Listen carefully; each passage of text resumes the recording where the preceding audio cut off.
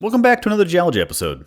1.18 drastically changed ore distribution so that certain ores are more common at various levels, instead of just finding more as you go deeper. If you're new here, my name is Nice, and in real life, I'm a geologist. Let's look at Minecraft ores and see how they compare to their real life counterparts.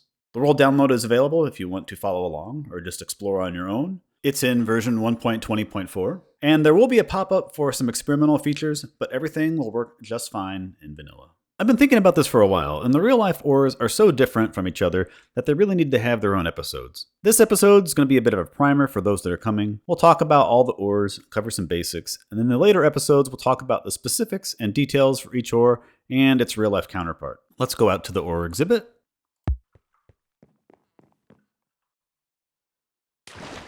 I'll also be making a video on the differences between what a mineral, rock, gem, and crystal are before those, just because it's going to come up a lot in these episodes, and it's a common question that I get in real life as well.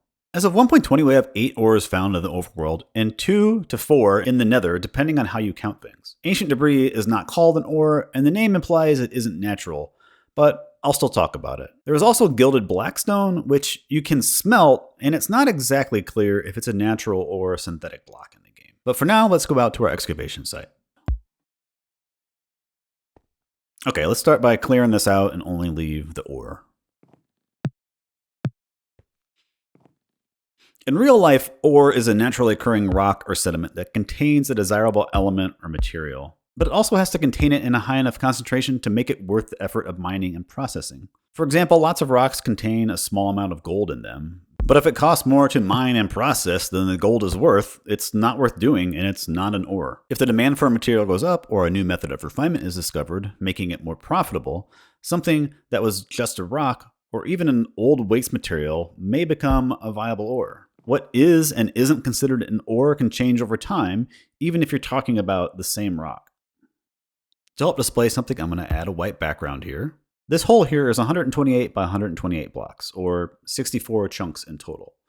If we count up each type of ore layer by layer, we'll be able to see their distribution by depth. This area isn't a large enough sample size to get a true distribution of ores, and it's complicated further due to some of the space being caves and the air taking up locations where you could have ore generate. So the numbers don't exactly reflect perfect ratios, but they're close. Part of our area is also in the mountains, so we will have a few emeralds showing up here and there. There are some other biomes where ores generate in higher concentrations, like gold in the Badlands and copper in dripstone caves.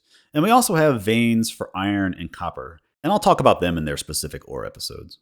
I'll let this finish up and then we'll talk about the distribution. Coal should max out around Y96, but since our area is mostly air at that elevation, it was most abundant around Y80. Copper maxes out around 48, and then iron is around 16. Lapis is around 0, gold is, negative 16, and then diamonds and redstone just keep increasing as you go down. Real ores are not entirely dependent on depth. Let's head over to the big ball on the horizon. I decided that I needed to add this display part of the way through recording and editing, so it will come and go in some shots. Earth started out as an homogeneous ball, with all the elements equally distributed throughout the planet. Over time, heavier elements like iron and nickel were pulled more by gravity and sank to form the core. The lighter elements floated to the surface to form the crust that we live on. Present day, the Earth looks something like this. We have a solid iron inner core, a liquid outer core, and then a thick mantle. It's always shown as this orange color in diagrams, and that's right and wrong. Like we discussed in the How Hot is Lava episode, the mantle is hot enough to glow, so it is emitting an orange light. But if you cooled it down, its color would actually be green. We know this because certain volcanoes bring up parts of the mantle. I have a piece here from Antarctica. The black part is basalt, but the green crystals are actually what the mantle looks like. And it makes up 84% of the Earth. So this is actually what most of the Earth looks like. The crust in our layer is not to scale, by the way, but the rest is pretty close. The actual continental crust would be about 1/3 of a block, and the oceanic crust would only be about 0.05 of a block. The deepest drilling project in history only ever got about 1/3 of the way through the crust. So when we're talking about ores, we're still only really dealing with the very thin layer that we're mining. To further concentrate specific elements and materials into ores, the crust is acted upon by things like hydrothermal, magmatic, weathering, and sedimentary processes. These take a geologically long time to form, and we use them much faster than new ore is created. Some ores were only made at a specific time in Earth's history and can no longer be made, even if we waited forever. Let's go look at the blocks. We call these blocks ore blocks, but really the ore is the stuff we want. The material we don't want that's mixed around with the ore is called gangue, Gangue. We mine the block and we get the ore, and I guess just the rest disappears. In real life, you separate the ore from the gangue, and the unwanted material is called the tailings. So technically, we should get back some cobble or gravel or something like that, along with the ore. And I know we are limited to 1 meter blocks in Minecraft, but another little nitpick or just something to think about is that we can take ore and make a raw block out of it. And then we can refine that same ore and make a block from it that is the exact same volume. In real life, you lose volume during the refining process. That's the point. You're removing things that you don't want from the material. So maybe that means that these blocks aren't necessarily solid. For the Minecraft ores, I thought it would be interesting to see how the amount found in our hole here compares to what the entire Earth produced last year. I'll be getting most of my data from the 2023 Mineral Commodity Summary published by the United States Geological Survey. On the Minecraft side, I'm going to calculate everything as if the ore was mined with Fortune 3. I'm assuming that Fortune isn't magically multiplying the amount of material in the ore, but it's just making us better at extracting it. And that kind of breaks down with Lapis, where even without Fortune, you can get 9 Lapis Lazuli. Then you can make a block that's the same size as the ore. With Fortune 3, you can get a max of 36 and make 4 blocks. So just another reason maybe to think that the resource blocks aren't actually, completely solid. In order to convert real-life volumes into Minecraft volumes, I have to make the assumption that the blocks are of solid material, though. There were a few other oddities with Lapis in the game as well. For the rest of the ores, we are wanting to get a specific mineral or element, but Lapis Lazuli is actually a rock. It gets its blue color from the mineral lazurite, but Lapis Lazuli usually has calcite and pyrite in it as well. I have a sample here that doesn't have any pyrite in it, but you can still see the blue lazurite and the white calcite. I also have this lapis elephant that normally sits on my desk.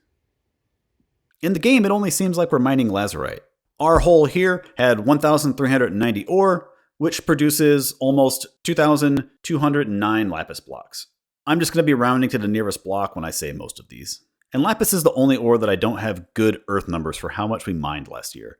I imagine that it's not much since, besides being pretty, there isn't an economic use for it anymore. Historically, it was ground up as a dye, but I'll talk more about that in its own episode. It's still a good source of dye in the game since you get so much of it from the ore, and the enchanting table has lost some of its use with villager trading just being so easy. There isn't a real-life magical rock like redstone, but I wanted to include it here just for completeness. There are some real-life minerals that look very similar to it, and most of them contain some pretty nasty elements. Vanadinite here is a lead mineral with vanadium in it. And the red and orange minerals in this samples are realgar and oppermint. Both of them are arsenic sulfides. And the next one might be my favorite, especially with it being in this darker mineral, which makes it look like deep slate redstone ore. The red is cinnabar, a mercury sulfide, and the dark mineral is stibnite, an antimony sulfide. All of them are toxic. I'll go wash my hands. I'll probably do a speculation episode at some point in the future on redstone. For here, our excavation produced 1,139 blocks. All right, let's talk about some real-life ore. Most people think about an old prospector panning for gold in a stream, but those types of deposits, called placer deposits, are usually just gold being washed downstream by erosion. The real gold ore is some rock upstream. On an industrial level, we mine ores that have very little gold in them. They usually contain other important elements as well, which make it worth it. Even high-grade gold ore only contains about 8 to 10 grams of gold per ton of rock. This piece here is a core taken from a gold mine in the Upper Peninsula of Michigan. It only has about 0.15 grams per ton of gold, but it also contains a few percent of nickel, copper, and then small amounts of silver, cobalt, platinum, and palladium as well. The combination of all those metals makes it worth processing. We got 1,367 ore from our excavation, which would produce 334 cubic meters of gold. And by comparison, last year, the Earth mined 3,100 metric tons of gold. Solid gold weighs 19.3 tons per cubic meter. So that's about 161 cubic meters of gold total for the whole Earth. It's wild to think that this hole almost produced twice that. I just had a video idea. It would be cool to have an episode looking at the elemental composition of Earth's crust compared to Minecraft. I think that would be fascinating. I guess I'll have to add it onto my list. One of the elements that's commonly found with gold is copper. You can find it as a placer deposit like gold, like you find nuggets of it. And it was common in the Upper Peninsula of Michigan. And I have a few pieces from there. Copper is one of the few metals that you can find in this raw form like this. And even this bigger one is small for some of the pieces that have been found up there. Copper was the second most abundant ore in our excavation, and since it produces 7.7 ingots per ore on average, it produced 6,046 blocks, more than double any other resource block. This display is about the maximum number of gravity blocks I can summon without it just becoming a slideshow, so if you are exploring this world on a slower system, you might have some issues. It would be nice to have more uses for copper in the game, but its abundance is there because copper and quartz are really the only two ores that you're meant to be using their resource blocks as building blocks.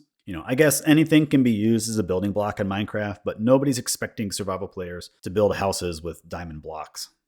In real life, it's commonly mined with gold. Copper concentrations can make up a few percent of the bulk rock. And last year, we produced 22 million metric tons of copper from mining, which is almost 2.5 million blocks of copper. A cube would almost be 136 blocks on a side.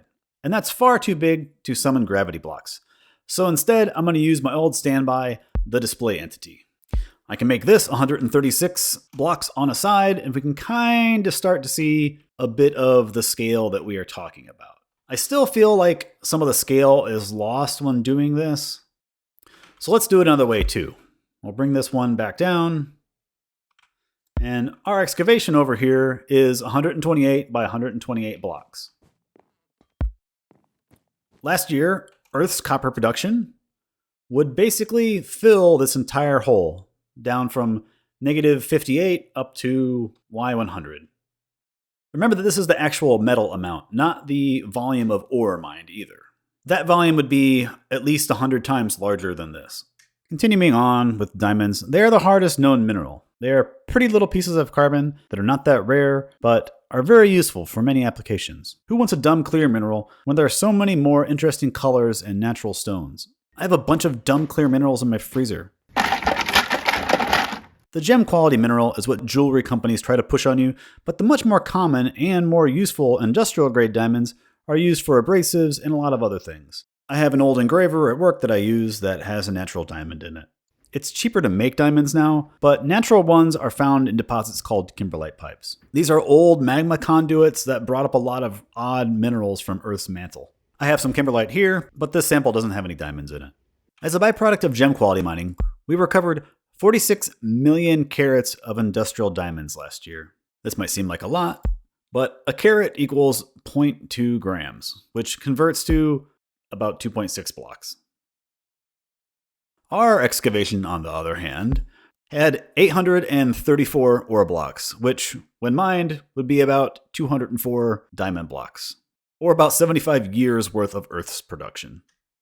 I just thought of something else we could do. We could figure out how many carats a single Minecraft diamond is. Since a diamond block weighs 3,510 kilograms, and a diamond is 1/9 of that block, and 1 carat is 0.0002 kilograms, divide the weight of the block by the number of diamonds it takes, divided by 0.0002, and we get 1,950,000 carats for 1 Minecraft diamond. And for comparison, the Hope diamond is 45.52 carats. And the world's largest raw diamond ever found was only 3,106 carats. Just like in Minecraft, real-life emeralds are one of the rarest gems. And this is one of the cases where the mineral and the gem have different names. And there are several gem quality versions with different names depending on the color. Emeralds are the green gem quality version of the mineral beryl. The blue gem of beryl is called aquamarine. I have some here, and you can see the natural hexagonal shape that the crystal grows in. While the gems are rare, the mineral beryl is not. Some of the world's largest crystals are beryls. This one is pretty big and not a gem, but you can still see the hexagonal shape on the one end. And while maybe not the prettiest, It's one of my favorite samples. And I don't have information on how much beryl or emeralds we mined on Earth last year, but I do know that we mined about 280 tons of beryllium. And beryl is the primary source for that metal, which has many applications in science, alloys, and the nuclear field. Since we know the mineral formula for beryl, we know each element's abundance, and we can look up their atomic weight, we can calculate the percentage that beryllium makes up of beryl's total weight, and then use that to calculate how much beryl you would need to mine to get 280 tons of beryllium. To get 5,567 tons, and then we can use the average density of 2.76 tons per cubic meter to get about 2,017 cubic meters of beryl mined last year. Our Minecraft hole, on the other hand, had about 32 blocks of ore, which makes about 8 blocks total. Not really the fairest comparison because the excavation site wasn't all mountain. And in Minecraft, we're mining emeralds, not beryl, but I thought it was a fun comparison. All right, so this is where things really get interesting. Let's talk about iron. Our Minecraft excavation yielded 1,167 blocks of iron. And for Earth, even though most of the iron has sunk into the core, there is still a substantial amount left in the Earth's crust.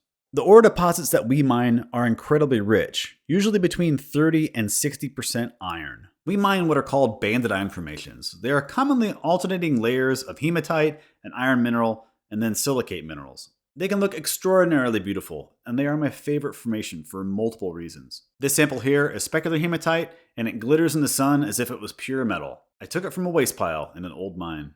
Last year, we mined 2.6 billion tons of ore, which contained 1.6 billion tons of usable iron.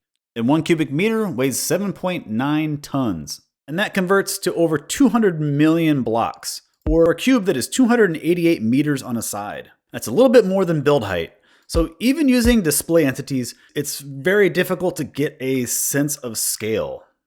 So I made a custom dimension with a bigger build limit. If you're using the world download, this is the experimental part that it warned you about when you open the world. If you have a slower system, this might struggle. For me, it works okay if you allocate 6 gigs of memory to Minecraft.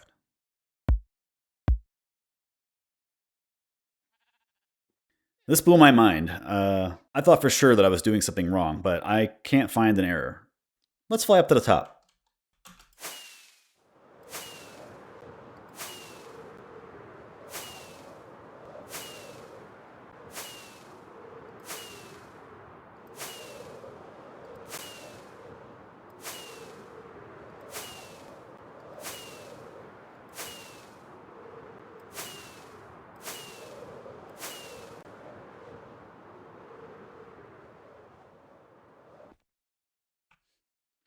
So at the top, we can't even see the ground. Just a little bit of a mountaintop sitting there. It just seems so ridiculous that we produce this much each year.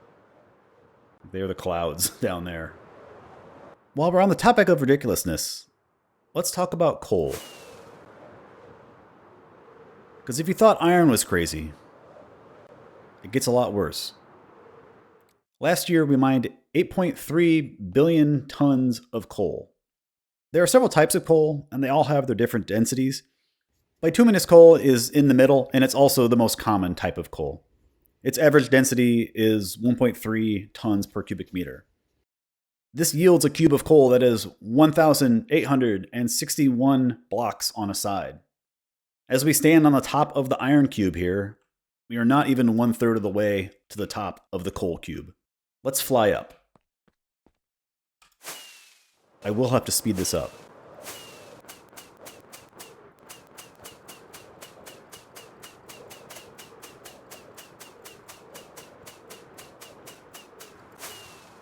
Almost there. Great.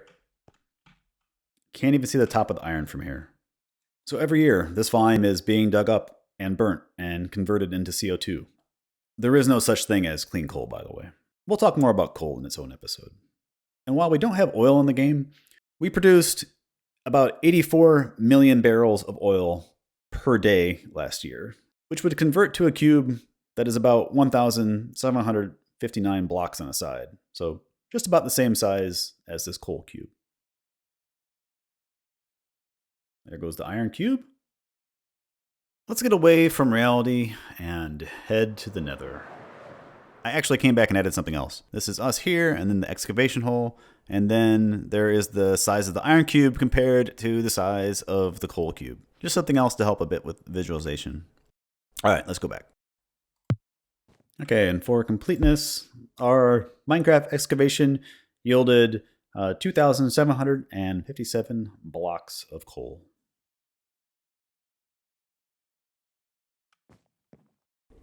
We have 4 materials that we can smelt in the Nether. We can find 3 almost anywhere.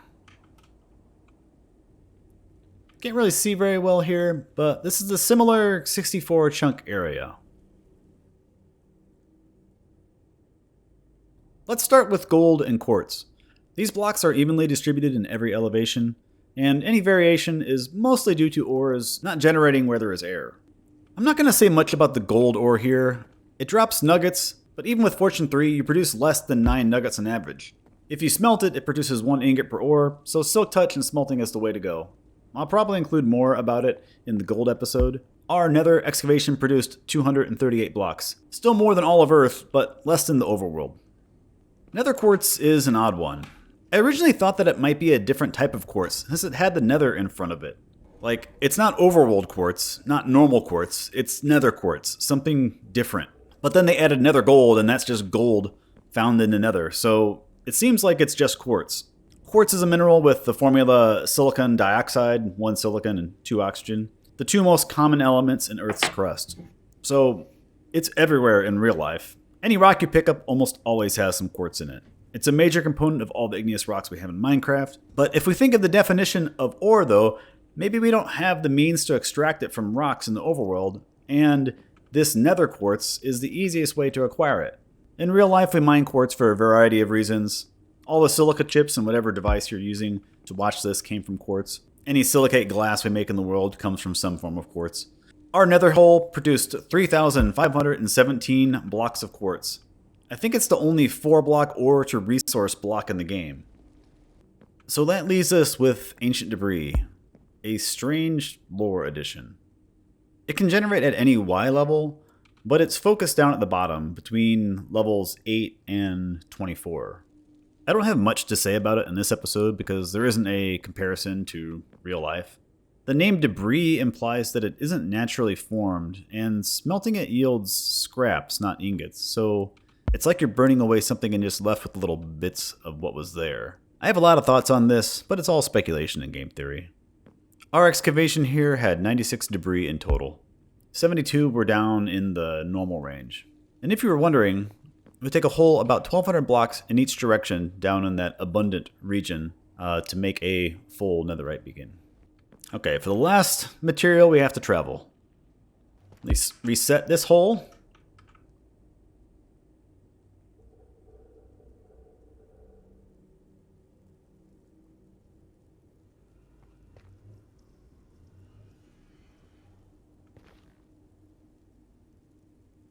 You can only find gilded blackstone in Bastion Remnants. And I would like to write it off just as an artificial block made by piglins or whatever civilization made these structures. But we seemingly have naturally generated blackstone in other parts of the Nether. And blackstone isn't a real life stone, by the way, at least nothing by that name. It appears closest to basalt, but we already have 2 messed up forms of that in the game. You can smelt gilded blackstone in a furnace or a smelter, so I wanted to include it here for completion's sake. Let's finish this up and head back to the overworld.